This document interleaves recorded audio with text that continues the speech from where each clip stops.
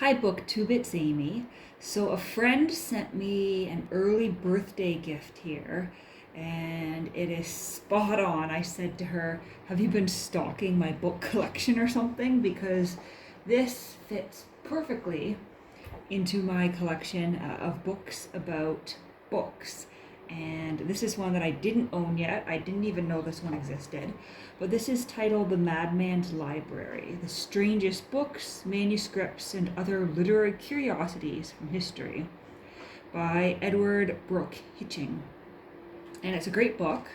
I've looked at it for a couple of minutes, and I thought the best way to show it to you would be to flip the camera down to the table, because it's full of great illustrations that I don't think I'm going to be able to do justice if I'm just holding the book up in my hands. So we've got this great dust jacket here, and I'm hoping we're properly in frame here, because I'm sort of peeking at my camera upside down here. So we've got this great dust jacket here. On the back, we've got books that kill, books written in blood, books so long they could destroy the universe, with this wild ring of illustrations here. Let's take a look and see what we've got under the dust jacket. So under the dust jacket, just a plain red book. We've got some wonderful illustrations here on the end papers. These look like fish of some sort. Not sure which book these fish are from. We have some descriptions here that don't appear to be in English.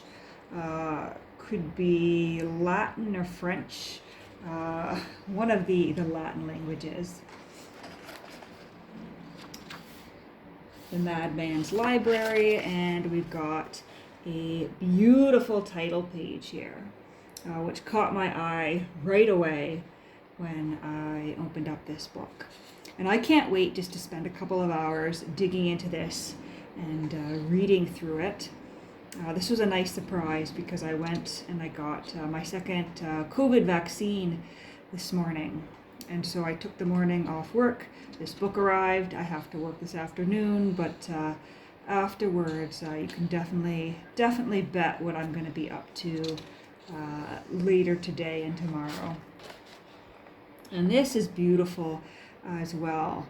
There's a nice dedication here to Franklin and Emma, a finely bound pair of God's copies. And these pictures here, these look like 4-edge paintings on various books. So a 4-edge painting is, it's literally a painting on the edge, on the pages of a book. And depending on how it's painted on there, you might see it just as the book is sitting on the shelf like this, or you may have to sort of fan the pages to see that 4-edge painting. But these ones are quite beautiful here.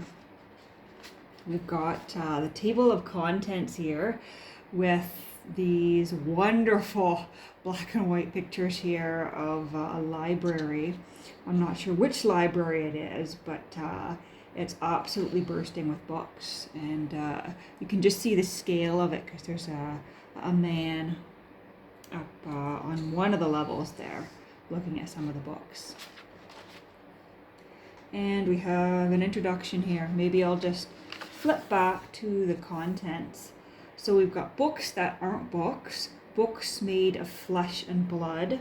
So I assume that refers to books bound in human skin. Perhaps there's even some books out there with human blood used as ink or color for illustration. We'll see what that's all about. But I do know that there are several books in known existence that are bound with human skin, skin from unwilling victims, but also skin willingly donated by those who are about to be on their deathbed. We've got cryptic books, literary hoaxes, curious collections, works of the supernatural, religious oddities, curiosities of science, books of spectacular size, strange titles, and the bibliography, index acknowledgements, picture credits. And I was flipping through it a little bit, and already we've got arsenic. So if you find a book, especially from the Victorian era, or leading up into the early Victorian era, and it's dyed green, apparently you might want to be careful, because during that time period, one of the most common ways to get a bright, vivid emerald green color was with arsenic, which of course is poisonous and quite dangerous if you're exposed to it, skin to skin contact for any period of time. And so we have here a book, which I'm assuming, yep, arsenic covered, lethal 17th century binding. And as I said, I think arsenic was used to dye things green up until the early Victorian period. And we've got some unpleasant hands here with unpleasant sores caused by arsenic poisoning. Not sure what's going on here.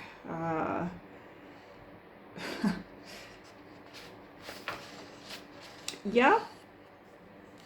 This appears to be, fart competitions in a Japanese scroll. Let's just flip through this. I won't go through the whole book, but I'll just turn some pages here.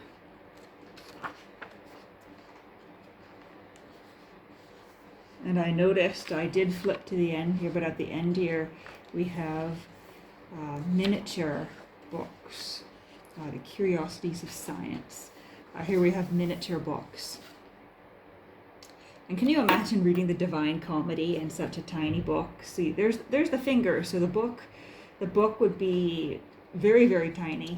You probably need a magnifying glass or a microscope or something to read it. Here's a miniature book. You can just see the scale there.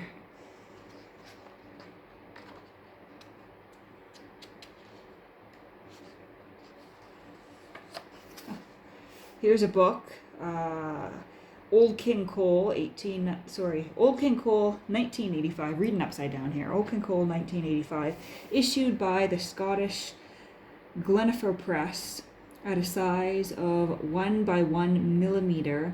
Its pages can only be browsed by using a needle. So, that's interesting, but to me that's a little bit absurd. That is less of a book and more of a curiosity. I'm not sure what the point of creating a book so microscopic that you can't read it would be, but apparently somebody's done it. And I'm hearing the hydro lines buzzing outside. I'm not sure if you can see them. It looks like we're getting a little bit of sun here. It's been very, very smoggy and gray in Ottawa the last couple of days because we have smoke from the forest fires in northern Ontario working their way south, and there's been this smoggy eeriness in the sky, and especially from my apartment I can just see the tree lines in the distance are very, very smoky looking. Certainly no danger of forest fire here because that's hundreds of kilometers away, but there are some significant fires up north, and it is adversely affecting our air quality here. Environment Canada issued a special air quality warning yesterday, and it was supposed to clear by this morning because we had rain overnight, but it's sticking around with the haze. And we had an orange moon last night because of the smoke in the air, but we're expecting thunderstorms with the potential for ping pong ball size hail and tornadoes today. So we'll see how that shapes up with that severe thunderstorm warning and the potential for some pretty dramatic weather. It does make me a bit nervous when we get tornado warnings around here, or tornado watches, as about 3 years ago now, we did have some pretty significant tornadoes tear through the area. And at that point in time, I was without electricity for about 2 or 3 days back in 2018 when a tornado took out the sub-hydro station about a kilometer from where I was living at the time. But hopefully no tornadoes today. Hopefully. Oh, here's a great big book. The Codex Gigas, the largest existing medieval manuscript. I'm fascinated by medieval manuscripts, but it's probably unlikely that I'll ever get to physically look at or touch in person a medieval manuscript. And we just saw some micro books, some of the world's smallest books, but in the medieval era, they were certainly making very, very large books.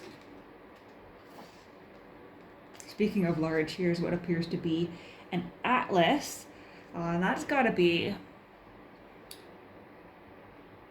2.3 meters tall, so 7 foot 6 inches that book is.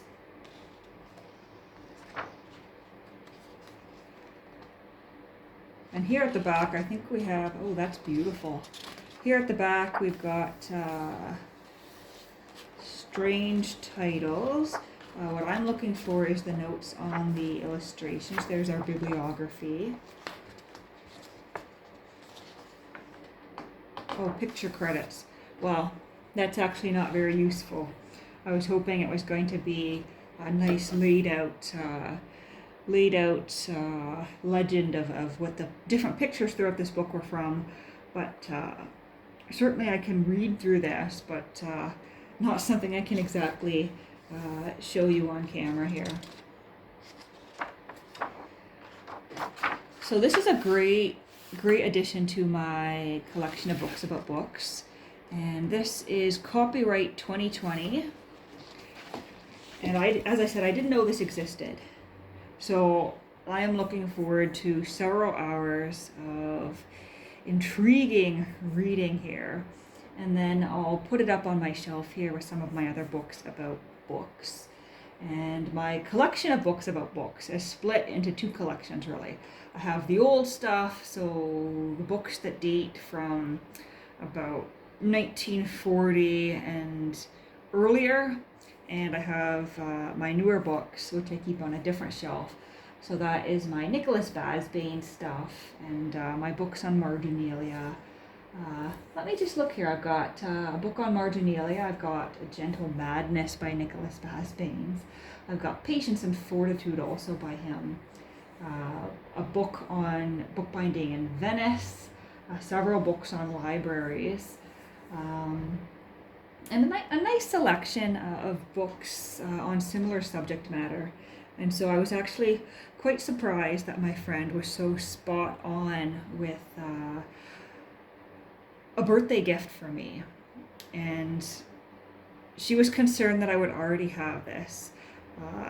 One of the troubles with people in my everyday life is they don't often buy me books because they know that I have so many books and they're afraid to get me something that I already own. And so despite being a book lover, I'm practically, breathing and living for books, I actually get very few books as gifts from friends and family in everyday life. And so this was a pleasant surprise, and I think I gasped when I opened up the package and saw what it was, because I just saw the Madman's library. Books, manuscripts, literary curiosities, and the illustrations that have been chosen for this are absolutely wonderful. So perhaps I will report back on this once I've had more of an opportunity to read it in its entirety. But I hope you're all doing well. I'm doing well despite the smoggy skies, as I said, fully vaccinated now, ready to enjoy the rest of my summer.